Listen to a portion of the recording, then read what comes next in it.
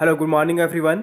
Welcome to Jharkhand live, Jharkhand number 1 YouTube study channel. दोस्तों आज है 4 जुलाई और हम लोग यहाँ पर आज झारखंड के महत्वपूर्ण करंट अफेयर क्वेश्चंस देखने वाले हैं। तो अगर आप झारखंड लाइव चैनल में अगर नए हैं दोस्तों, सबसे पहले चैनल को जरूर सब्सक्राइब कर लीजिए और साथ ही जो बेल आइकन बना हुआ है उसको प्रेस कर लीजिए ताकि आगे का जो भी अपडेट्स अगर वीडियो आएगी नोटिफिकेशन सबसे पहले आपको यहाँ पर मिल जाया करेगी। तो दोस्तों चैनल को जरूर सब्सक्राइब कर लीजिए और डेली मॉर्निंग में यहाँ पर 6 बजे करंट अफेयर्स की वीडियो आती है तो आप इसे देखा करें और साथ ही साथ आप हमारे टेलीग्राम ग्रुप में भी ज्वाइन कर लीजिए। वीडियो के नीचे आपको डिस्क्रिप्शन में लिंक मिल जाएगी, आप वहाँ पर क्लिक कर हमारा टेलीग्राम ग्रुप ज्वाइन कर सकते हैं। डेली शाम के 7 बजे वहाँ पर पीडीएफ जो है प्रोवाइड कर दी जाती है, तो आप पीडीएफ के लिए टेलीग्राम ग्रुप ज्वाइन कर सकते हैं। तो चलिए हम लोग यहाँ पर आज 4 जुलाई के झारखंड के महत्वपूर्ण करंट अफेयर क्वेश्चंस देखते हैं। तो यहाँ पर आज का पहला प्रश्न है, हाल ही में झारखंड में किसे ब्रिटेन के प्रतिष्ठित डायना अवार्ड से सम्मानित किया गया है? तो इसका सही आंसर जो होगा यहाँ पर ऑप्शन नंबर ए इज बिल्कुल सही आंसर हो जाएगा नीरज मुर्मू को। किनको? नीरज मुर्मू को हाल ही में झारखंड के हैं ये निवासी और इन्हें ब्रिटेन के प्रतिष्ठित डायना अवार्ड से सम्मानित किया गया है। तो ऑप्शन नंबर ए इज बिल्कुल सही आंसर हो जाएगा, नीरज मुर्मू को डायना अवार्ड से सम्मानित किया गया है और ये झारखंड के निवासी हैं। तो ऑप्शन नंबर ए इज बिल्कुल सही आंसर हो जाएगा, इसे याद रखिएगा, ये बहुत ही महत्वपूर्ण प्रश्न है। चलिए इनके बारे में पूरी डिटेल्स में यहाँ पर देख लेते हैं, इन्हें यह अवार्ड क्यों दिया गया है और ये किस जिले के हैं। तो जैसा कि आप यहाँ पर देख पा रहे हैं, गिरिडीह निवासी नीरज मुर्मू को गरीब बच्चों को शिक्षित करने के लिए ब्रिटिश सरकार की ओर से प्रतिष्ठित डायना अवार्ड से सम्मानित किया गया है। ठीक है, तो यहाँ पर नीरज मुर्मू ने गरीब बच्चों को शिक्षित करने की यहाँ पर जो है एक पहल की है, जिसके लिए उन्हें यह अवार्ड दिया गया है। नीरज मुर्मू चिल्ड्रन फाउंडेशन, जो नोबेल पुरस्कार विजेता कैलाश सत्यार्थी द्वारा संचालित झारखंड के गिरिडीह जिले में बचपन बचाओ आंदोलन के कार्यकर्ताओं ने उन्हें बाल मजदूरी से मुक्त कराया था। इससे पूर्व 10 साल की उम्र में वे परिवार का पेट पालने के लिए अभ्रक की खदानों में बाल मजदूरी करते थे। ग्रेजुएशन की पढ़ाई जारी रखते हुए उन्होंने गरीब बच्चों के लिए गांव में एक स्कूल की स्थापना की है। ठीक है, फिलहाल वो ग्रेजुएशन में हैं और बच्चों के लिए एक स्कूल की स्थापना की है जहां वे शिक्षा देते हैं बच्चों को। तो ऑप्शन नंबर यहाँ पर जो होगा ए इज बिल्कुल सही आंसर हो जाएगा। और यहाँ पर जैसा कि देख पा रहे हैं कि यह अवार्ड जो है हर साल जो है 9 से 25 की उम्र के उन बच्चों और युवाओं को सम्मानित किया जाता है जिन्होंने अपने नेतृत्व क्षमता का परिचय देते हुए सामाजिक बदलाव में असाधारण योगदान दिया हो। ठीक है, तो यह 9 से 25 साल की उम्र के बच्चों को दिया जाता है जो कि समाज में बदलाव की जो है यहाँ पर एक अच्छी कार्य करते हैं, बदलाव समाज में लाते हैं, उन्हें यह अवार्ड दिया जाता है। तो यह अवार्ड नीरज मुर्मू को प्रदान किया गया है। चलिए अगले प्रश्न की ओर चलते हैं और अगला प्रश्न है यहाँ पर, झारखंड की किस कंपनी के द्वारा कोरोना मोबाइल टेस्टिंग लैब तैयार किया गया है? झारखंड के किस कंपनी के द्वारा कोरोना मोबाइल टेस्टिंग लैब तैयार किया गया है? तो इसका सही आंसर जो है यहाँ पर ऑप्शन नंबर बी इज बिल्कुल सही आंसर रहेगा, बेबको कंपनी की तरफ से बनाया गया है। किस कंपनी की तरफ से? बेबको कंपनी की तरफ से झारखंड में यहाँ पर जो है एक कोरोना मोबाइल टेस्टिंग लैब तैयार किया गया है। तो ऑप्शन नंबर बी इज बिल्कुल सही आंसर हो जाएगा। अब ये कोरोना मोबाइल टेस्टिंग लैब क्या है, चलिए इसके बारे में पूरी डिटेल्स में यहाँ पर देख लेते हैं। तो जैसा कि आप यहाँ पर देख पा रहे हैं, झारखंड में बढ़ते कोरोना वायरस संक्रमण और जांच की प्रक्रिया को बढ़ाने के लिए आदित्यपुर औद्योगिक क्षेत्र स्थित Bebco Bharat engineering and body building company ने कोरोना मोबाइल टेस्टिंग लैब तैयार किया है। लैब के माध्यम से एक दिन में 400 से अधिक लोगों की जांच की जाएगी, जिसका खर्च मात्र यहाँ पर 1250 रुपये होगा और रिपोर्ट मात्र यहाँ पर 20 मिनट में दे दी जाएगी।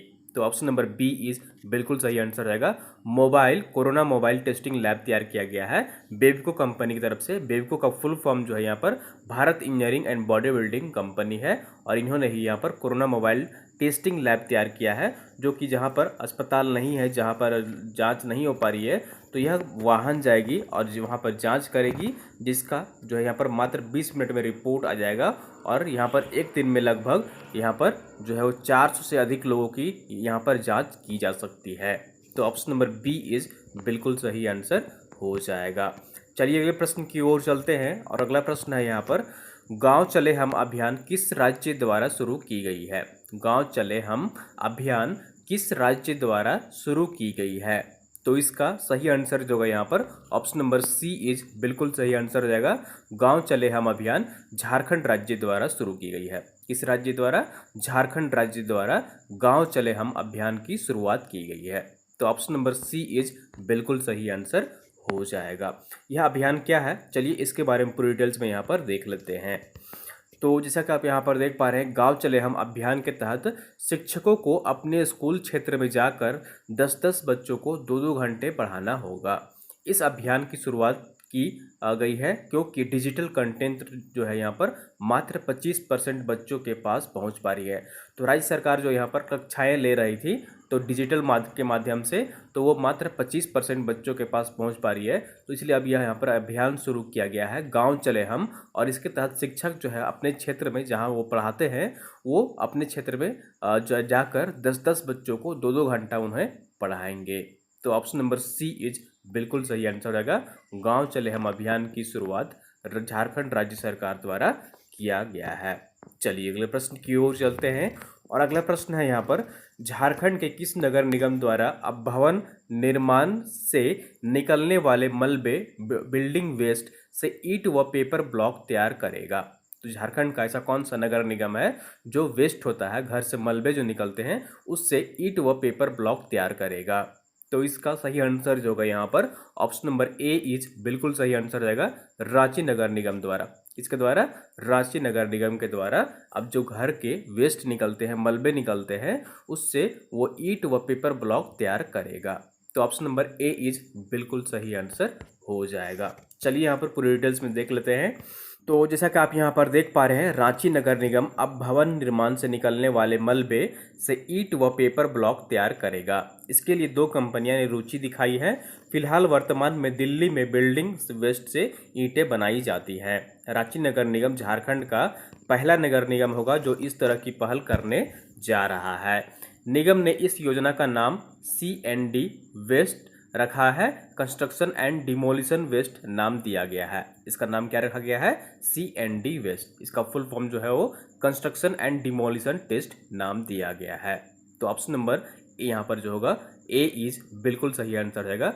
रांची नगर निगम है जो कि घर के जो मलबे निकलते हैं, वेस्ट निकलते हैं, उससे ईंट व पेपर ब्लॉक तैयार करेगा। अब यहाँ पर रांची नगर निगम आया है तो इसके बारे में यहाँ पर देख लीजिए। रांची नगर निगम जो है यहाँ पर इसकी स्थापना 15 सितंबर 1979 को हुई थी, 1979 में, और इसका मुख्यालय जो है वो कहाँ पर है? रांची में है। चलिए अगले प्रश्न की ओर चलते हैं, और अगला प्रश्न है यहाँ पर, यूनियन बैंक ऑफ इंडिया के क्षेत्रीय महाप्रबंधक कौन नियुक्त किए गए हैं? यूनियन बैंक ऑफ इंडिया के क्षेत्रीय महाप्रबंधक कौन नियुक्त किए गए हैं?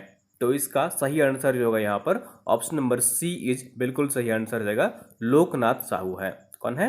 लोकनाथ साहू हैं जो कि यूनियन बैंक ऑफ इंडिया के क्षेत्रीय महाप्रबंधक नियुक्त किए गए हैं। तो ऑप्शन नंबर सी इज बिल्कुल सही आंसर हो जाएगा, लोकनाथ साहू। चलिए इनके बारे में पूरी डिटेल्स में यहाँ पर देख लेते हैं। तो जैसा कि आप यहाँ पर देख पा रहे हैं, यूनियन बैंक ऑफ इंडिया के क्षेत्रीय महाप्रबंधक रांची में नए अंचल प्रमुख के पद पर सहायक महाप्रबंधक लोकनाथ साहू की नियुक्त किए गए हैं। यूनियन बैंक ऑफ इंडिया के साथ आंध्रा बैंक और कॉरपोरेशन बैंक के समामेलन और पुनर्गठन के बाद लोकनाथ साहू अंचल कार्यालय रांची के प्रथम उप अंचल प्रमुख बने हैं।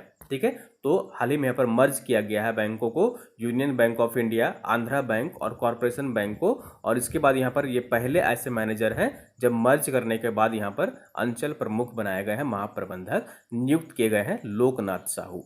चलिए अगले प्रश्न की ओर चलते हैं, और अगला प्रश्न है यहाँ पर, सिद्धू कान्हू के वंशज रामेश्वर मुर्मू का हाल ही में निधन हो गया है, वे किस पीढ़ी के वंशज थे? ठीक है, सिद्धू कान्हू के वंशज हाल ही में रामेश्वर मुर्मू का हाल ही में निधन हो गया है, तो वे किस पीढ़ी के वंशज थे? तो इसका सही आंसर जो होगा यहाँ पर ऑप्शन नंबर सी इज बिल्कुल सही आंसर रहेगा, वे छठी पीढ़ी के वंशज थे। किस पीढ़ी के? छठी पीढ़ी के वंशज थे, और उनका हाल ही में निधन हो गया है। हाल ही में यह काफ़ी चर्चा में रहा है, तो इसलिए इस बात को याद रखिएगा यहाँ पर कि सिद्धू कान्हू के वंशज रामेश्वर मुर्मू का हाल ही में निधन हो गया है और वे छठी पीढ़ी के वंशज थे। चलिए यहाँ पर पूरी डिटेल्स में देख लेते हैं। तो जैसा कि आप यहाँ पर देख पा रहे हैं, हाल ही में सिद्धू कान्हू मुर्मू के वंशज रामेश्वर मुर्मू का निधन हो गया है। वे इस पीढ़ी के छठे वंशज थे। हालांकि उनकी हत्या हुई है या कोई और वजह से उनकी मौत हुई है, इस पर जांच चल रही है। मुर्मू परिवार के वंशज साहिबगंज जिले के भोगनाडीह गांव से हैं। तो ऑप्शन नंबर सी इज बिल्कुल सही आंसर हो जाएगा। रामेश्वर मुर्मू का हाल ही में निधन हो गया है और वे छठी पीढ़ी के वंशज थे। ठीक है, चलिए अगले प्रश्न की ओर चलते हैं। और अगला प्रश्न है यहाँ पर आंसर ऑफ द डे है। कल जो है आपसे प्रश्न पूछा गया था, इंटरनेशनल गोल अवार्ड 2020 के लिए झारखंड से किनका चयन किया गया है। तो इसका सही आंसर जो होगा यहाँ पर ऑप्शन नंबर ए इज बिल्कुल सही आंसर हो जाएगा, डॉक्टर राकेश कुमार का। किनका? डॉक्टर राकेश कुमार का चयन हुआ है इंटरनेशनल गोल अवार्ड 2020 के लिए। तो ऑप्शन नंबर ए इज बिल्कुल सही आंसर हो जाएगा। और आप लोगों ने मैक्सिमम लोग इसका सही आंसर कमेंट किए थे, जैसा कि मैं देख पा रहा था। चलिए यहाँ पर पूरी डिटेल्स में देख लेते हैं। जैसा कि आप यहाँ पर देख पा रहे हैं, the glorious organization for accelerated literacy New Delhi की ओर से झारखंड के बिरसा कृषि विश्वविद्यालय के मृदा विज्ञान एवं कृषि रसायन विभाग के प्राध्यापक एवं मुख्य वैज्ञानिक डॉक्टर राकेश कुमार का चयन इंटरनेशनल गोल अवार्ड 2020 के लिए हुआ है। डॉक्टर कुमार का चयन श्रेष्ठ कृषि शिक्षाविद और टीचिंग रिसर्च और प्रौद्योगिकी हस्तांतरण सेवा के लिए किया गया है। तो ऑप्शन नंबर ए इज बिल्कुल सही आंसर हो जाएगा। इंटरनेशनल गोल अवार्ड के लिए झारखंड से डॉक्टर राकेश कुमार का चयन किया गया है। चलिए आज का प्रश्न यहाँ पर देख लेते हैं। क्वेश्चन ऑफ द डे है यहाँ पर, मजदूरों के लिए केंद्र सरकार ने देश भर के 116 जिलों में पुनर्वास और रोजगार के लिए योजना चलाई है। झारखंड के कितने जिले शामिल हैं इसमें? ठीक है, झारखंड के कितने जिले शामिल हैं 116 जिले में से, जो कि केंद्र सरकार द्वारा एक पुनर्वास और रोजगार के लिए योजना चलाई है। तो ऑप्शन देख लीजिए, यहाँ पर 4 ऑप्शन है आपके, 1 जिला, 2 जिला, 3 जिला या फिर 4 जिला। तो आपको कमेंट करके बताना है कि इन 116 जिलों में यहाँ पर झारखंड के कितने जिले शामिल हैं। तो इन 4 ऑप्शन में से आपको कमेंट करके बताना है कि सही आंसर क्या होगा। तो कोशिश करिएगा इसका सही आंसर कमेंट करने की।